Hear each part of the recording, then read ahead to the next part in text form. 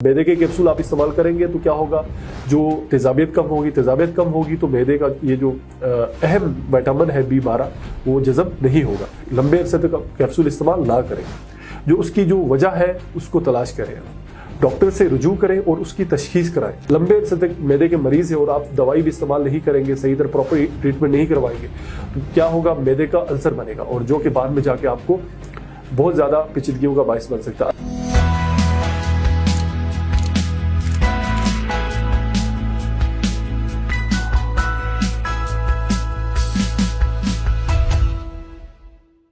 GMN के platform से आपकी खिदमत में डॉक्टर मोहम्मद वसीम।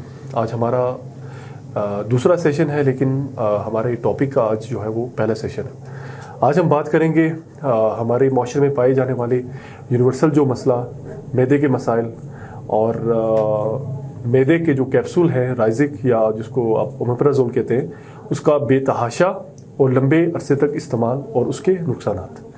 सबसे पहले तो हम बात करेंगे मैदे का जो मरीज़ हैं, जो दायमी मरीज़ हैं, अक्सर जो सालों तक या महीनों तक मैदे के मर्ज़ में मुब्तला होते हैं और वो मैदे के कैप्सूल ही इस्तेमाल करते रहते हैं। उनसे पूछो तो वो राइजिक के कैप्सूल जाकर मेडिकल स्टोर से लेकर इस्तेमाल करते हैं। एक मेरे दोस्त थे, उनकी एक दफ़ा मैं उनके साथ बाज़ार जा रहा था, फार्मेसी में उन्होंने कहा कि मैंने राइजिक के कैप्सूल लेना। तो मैंने उनसे वजह पूछी कि आप क्यों ले रहे, क्योंकि मैं डॉक्टर था तो ओबियसली मैंने वैसे ही पूछा, मुझे समझ लगी ना कि ये क्यों ले रहे। तो उन्होंने बताया कि मेरी वालदा के लिए। मैंने कहा आपकी वालदा कब से जो है ये कैप्सूल इस्तेमाल कर रही है और क्यों कर रही है? तो बताया कि मैदे का मसला है और तकरीबन कोई 5, 6, 7 साल हो गए हैं जब से उनका ये जो पित्ते का ऑपरेशन हुआ है, पथरी का, तब से डॉक्टर ने कहा है उनको इस्तेमाल करना और वो रेगुलर इस्तेमाल कर रही है। तो मुझे बड़ा ताज्जुब भी हुआ। फिर मैंने उसको पूरा जो है ना बताया कि मैदे के कैप्सूल का ये नुकसान है और इस तरह इस्तेमाल नहीं करना। सबसे पहले तो हम बात करेंगे जो मैदे का कैप्सूल है राइजिक है, उसके इस्तेमाल ज़्यादा लंबे अरसे तक इस्तेमाल के नुकसान क्या हैं। मैदे के मरीज़ जो मैदे के कैप्सूल लंबे अरसे तक इस्तेमाल करते हैं उनमें नुकसान ये है कि सबसे पहले समझना ये है कि मैदा के अंदर जो तेजाबियत है वो किस लिए ज़रूरी है। और मैदे के जो कैप्सूल है जो राइजिक है वो मैदे की तेजाबियत को ख़त्म करता है, यानी जैसे चश्मा है मैदे के अंदर एक तेज़ाब का, उसको ख़त्म करता है। तो अब हम देखते हैं कि एक नॉर्मल फिजियोलॉजिकल प्रोसेस है जो कि तेज़ाब बनता है, वो अगर नहीं बनेगा तो मैदा जो है ना खुराक को हज़म नहीं कर सकेगा।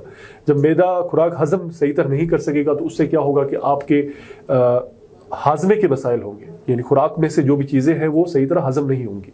मिसाल के तौर पर उसमें सबसे ज़्यादा जो इम्पोर्टेंट है वो हमारे पास है विटामिन B12, यानी विटामिन B जो है 12, वो इतना अहम है कि उसकी एब्जॉर्प्शन यानी उसकी जो जज़ब होना वो होता ही नहीं, वो हज़म ही नहीं होता है। यानी जो लोग मैदे के कैप्सूल लंबे अरसे तक इस्तेमाल करेंगे उसमें जो पहला नुकसान है वो विटामिन B12 की सूरत में है, क्योंकि विटामिन B12 के लिए 12 के लिए तेजाबियत का होना ज़रूरी है। अब मैदे के कैप्सूल आप इस्तेमाल करेंगे तो क्या होगा, जो तेजाबियत कम होगी तो मैदे का ये जो अहम विटामिन है B12 वो जज़ब नहीं होगा।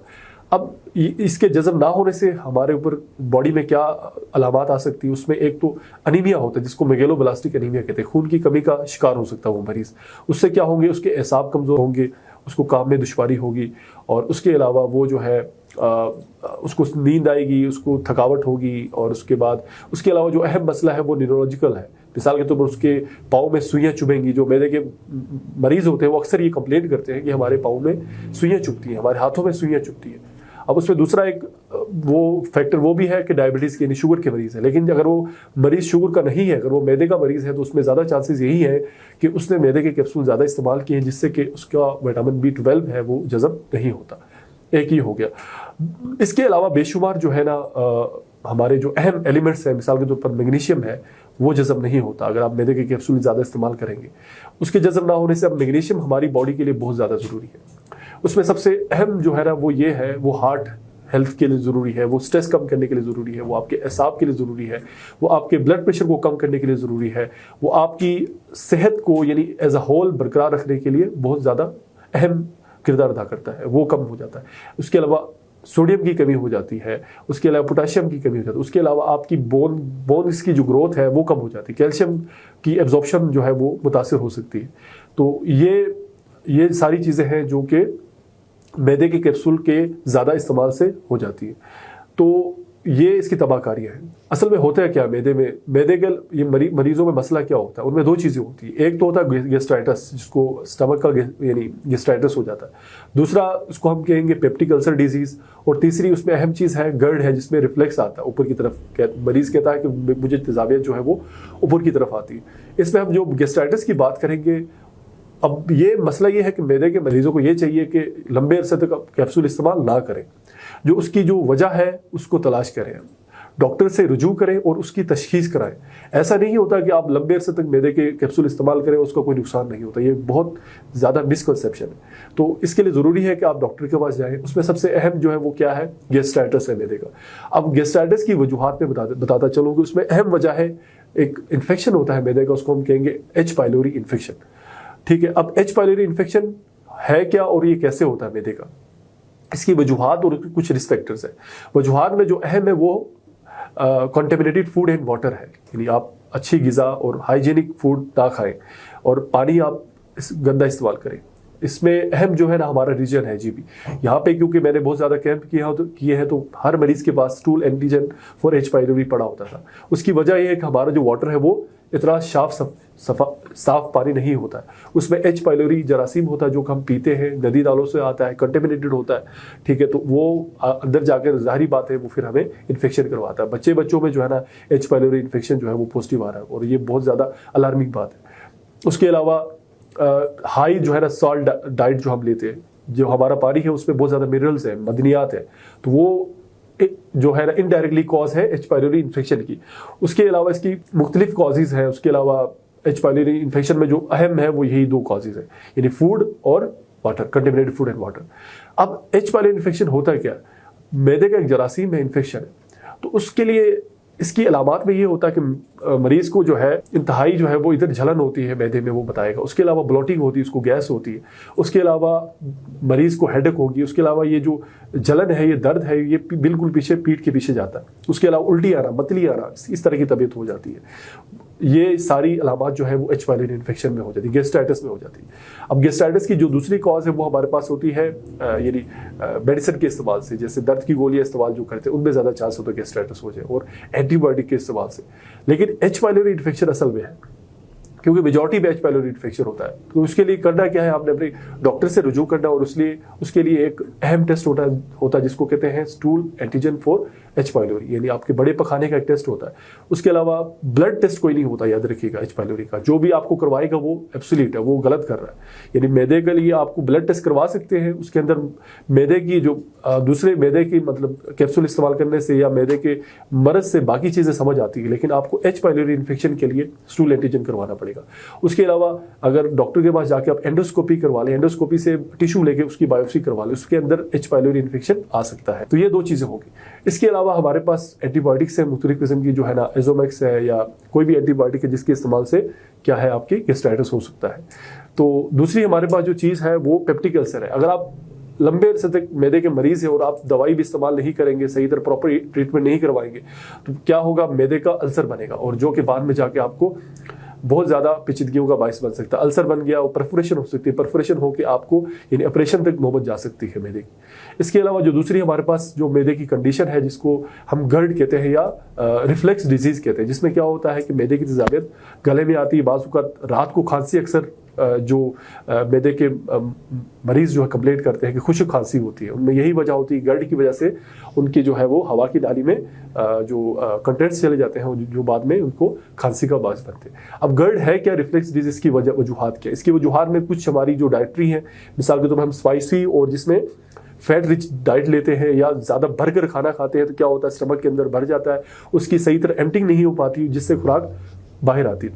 तो ये दो वजूहात है। इसके अलावा जो अहम इसका रिस्क फैक्टर है वो है ओबेसिटी है।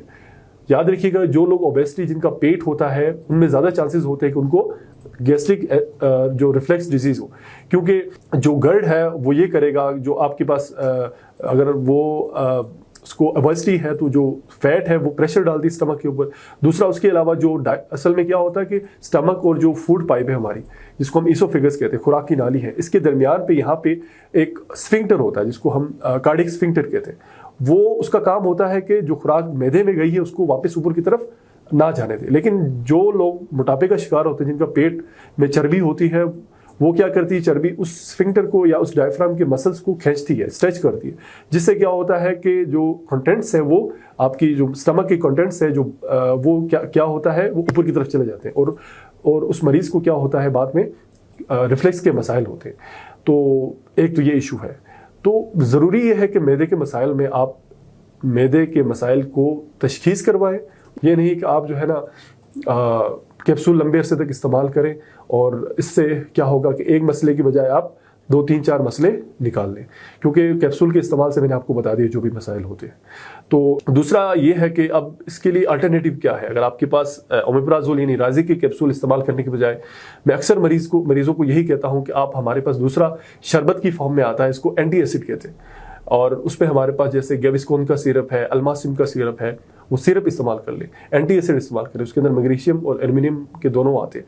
उसका फ़ायदा ये होता है कि वो क्या करता है, वो यानी तेजाबियत को कम नहीं करता, वो जो पहले से तेजाब है इसको कम करता है। उसके अलावा भी आपके पास बाकी मेडिकेशन है, लेकिन उसके लिए आपको डॉक्टर से, खासतौर पर गैस्ट्रोएंटरोलॉजिस्ट से, जो कि मैदे का स्पेशलिस्ट होता है, उससे रब्ता करना पड़ेगा। तो ये मैदे की जो है ना बारे में आज हमारे पास ब्रीफ था। और मैदे के एक और चीज़ बताऊं कि मैदे के जो मसाइल हैं पेट में, यानी जलन होना, उसमें और चीज़ें भी आती हैं। मिसाल के तौर पर बाज़-औक़ात पेशेंट को जो है ना कोलिसिस्टाइटिस चल रहा होता है, मिसाल को इसका गॉल ब्लैडर का यानी पित्ते की पथरी का स्टोन होता है, पहले से पड़ा था, उसकी सोजिश हो जाए तो वो भी आपको यानी एपिगेस्ट्रिक पेन या यानी मैदे के मसाइल के तौर पर आ जाती है।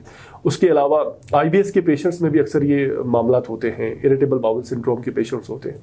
तो बाज़-औक़ात जो स्ट्रेस वाले पेशेंट होते हैं वो भी एक फैक्टर है, उनमें भी ज़्यादातर चांस यही होता है कि उनमें मैदे के मसाइल हैं, क्योंकि मैदे का मसला और स्ट्रेस का एक दूसरे के साथ बड़ा डायरेक्ट लिंक है। जो लोग टेंशन के शिकार होते हैं उनमें मैदे के मसाइल होते हैं। तो स्ट्रेस जो एक रिस्क फैक्टर है उसको भी आपने कम करना है। और मैदे के जो कैप्सूल के बारे में मैं आपको दोबारा कहूँगा कि मैदे के कैप्सूल का लॉन्ग टर्म इस्तेमाल इंतहाई मुज़र सेहत है। आप अपने मैदे के मसाइल को एड्रेस करें, अपने डॉक्टर के पास जाएं और अपनी खुराक को बेहतर करें, अपने वज़न को कम करें।